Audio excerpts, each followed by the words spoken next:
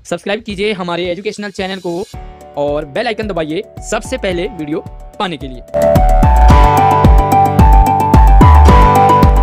तो प्यारे बच्चों, कृतिका में हमारा पाठ चल रहा है जॉर्ज पंचम की नाक।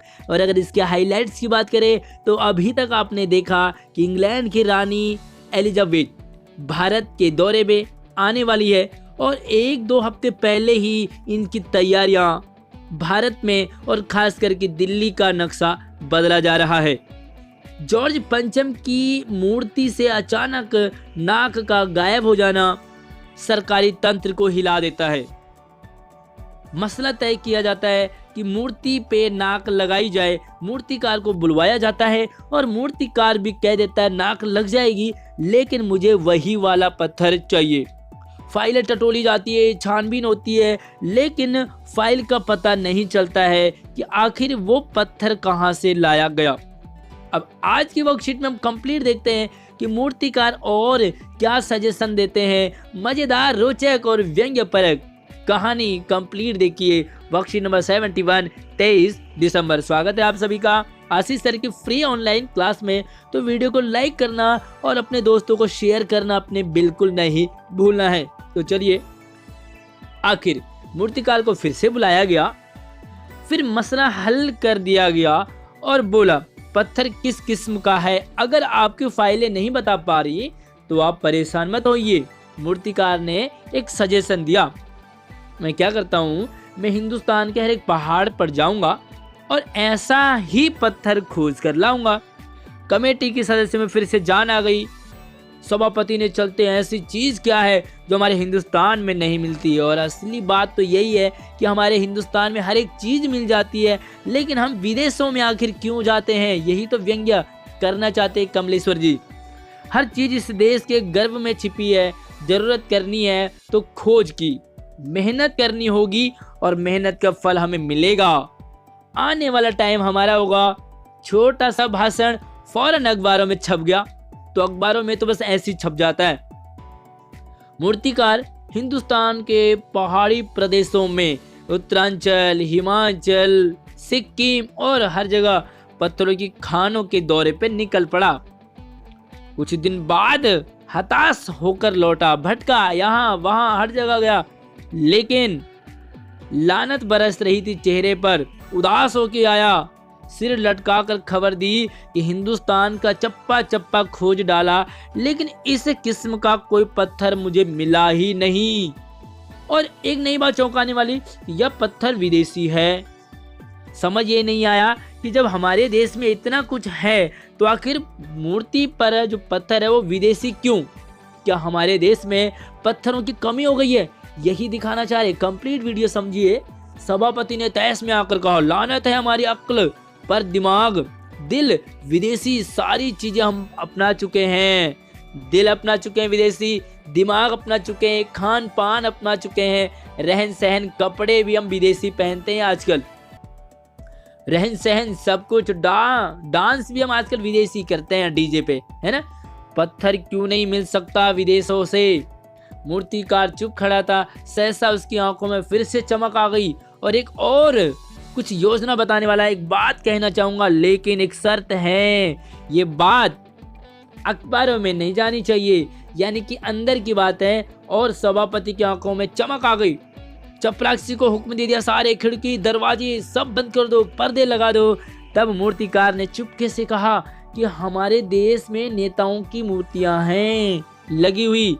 अगर इजाजत हो तो आप लोग ठीक समझे तो जिस मूर्ति की नाक फिट बैठे जॉर्ज पर, उसकी नाक उतार ली जाए और जॉर्ज पंचम पे लगा दी जाए। सभी ने, सरकारी तंत्रों ने एक दूसरे पे देखा, आंखों आंखों में आपस में बातें की।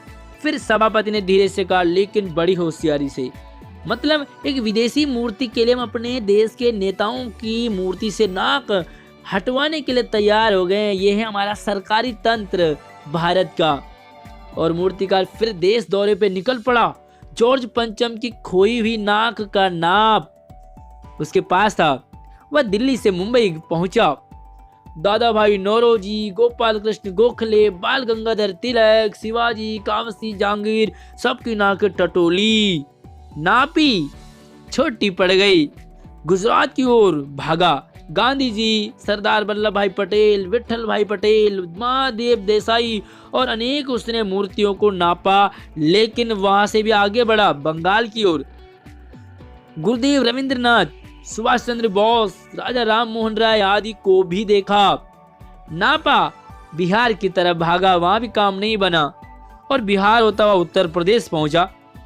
और यहाँ पर क्या दिखता है? चंद्रशेखर आजाद जी की मूर्ति है, बिस्मिल्लाह खां की मूर्ति है, मोतीलाल नेहरू की है, मदन मियां मालवीय की है और सभी मूर्तियों को टटोलता है। घबराहट में मद्रास पहुंचा, सत्य मूर्ति को भी देखा, बहुत सारे लाला लाजपत राय को देखा, सबकी नाके टटोली। केरल पहुंचा, लेकिन पूरे भारत का दौरा करके आया। पंजाब पहुंचा, दिल्ली पहुंचा, मुश्किलें बयान की, पूरे हिंदुस्तान की परिक्रमा कराया महाराज, लेकिन सबकी मूर्तियां चेक की, सबकी नाकों को नाप लिया, लेकिन जॉर्ज पंचम की नाक बड़ी निकली सबकी। यानी कि जॉर्ज पंचम की नाक से सबकी नाक जो है वो बड़ी निकली। तो यहाँ पर ये नाक शब्द से मैंने कहा आपको कि दो अर्थ है। कौन सी नाक बड़ी निकली? इज्जत। हम भारतीयों की इज्जत ही बड़ी है। हम सब कटा सकते हैं लेकिन नाक नहीं कटा सकते। तो चलिए इसके कुछ क्वेश्चन आंसर है उनकी तरफ चलते हैं और 4-5 सवाल हैं। तो चलिए सवालों की तरफ। तो प्यारे बच्चों, ये हमारा भारत का सरकारी तंत्र। सब कुछ मिलता है लेकिन कुछ भी नहीं मिलता। मूर्तिकार हिंदुस्तान के पहाड़ी प्रदेशों के दौरे पर क्यों गया और हताश होकर आखिर क्यों लौट आया? तो चलिए दोनों क्यों को हम यहाँ ढूंढते अपने उत्तर में।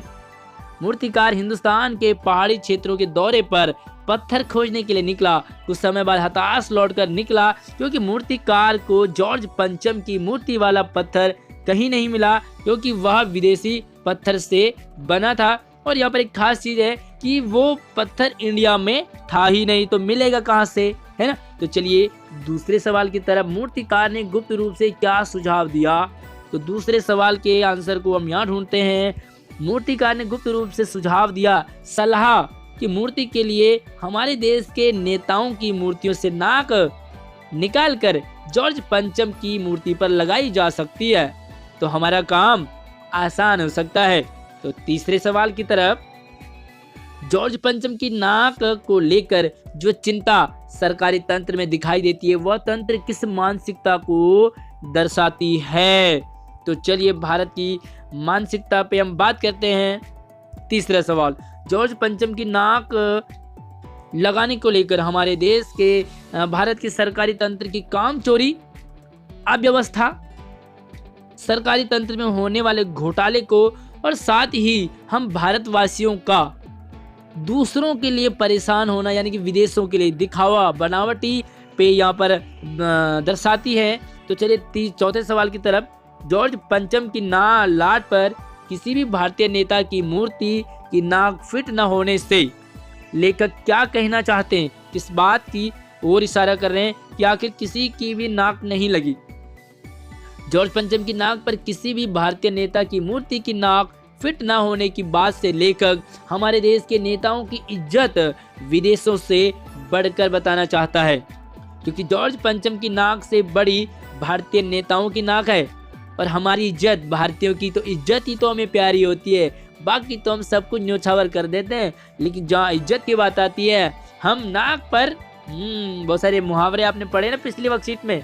तो चलिए पांचवा जो सवाल है, गतिविधि है। मूर्तिकार ने कहा हिंदुस्तान की परिक्रमा कहां से गुजर कर की, किन किन नेताओं की मूर्तियां लाटे छापी? तो यहाँ पर क्या करना है, किन किन राज्यों, केंद्र शासित प्रदेशों के नाम लिख कर आए और उनके नेताओं के नाम लिखने आपने कि कहां से, किस जगह से किस नेता की मूर्ति टटोली। तो चलिए इसके लिए मैं आपको फिर से वर्कशीट पे ले आया हूं और यहाँ पर आप देख सकते हैं कि कंप्लीटली वह दिल्ली से मुंबई पहुंचा। दादा भाई नौरोजी, गोखले, शिवाजी, काबजी, जहांगीर, नाक के टटोली सबकी नाक।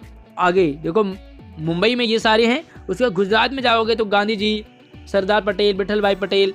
बंगाल में जाएंगे तो रविंद्रनाथ टैगोर जी, सुभाष चंद्र बोस जी। उसके बाद उत्तर प्रदेश की तरफ बढ़ेंगे तो चंद्रशेखर आजाद, बिस्मिल्लाह खां, मोतीलाल नेहरू। तो ये सारे आप यहाँ से अपना आंसर को कंप्लीट लिख सकते हैं। कैसी लगी वीडियो हमें कमेंट कर सकते हैं। वीडियो को लाइक कीजिए और अपने सभी दोस्तों को अपने क्लास ग्रुप में शेयर कीजिए। नई वर्कशीट और भी मज़ेदार होने वाली है, तो बड़े रहे हमारे साथ।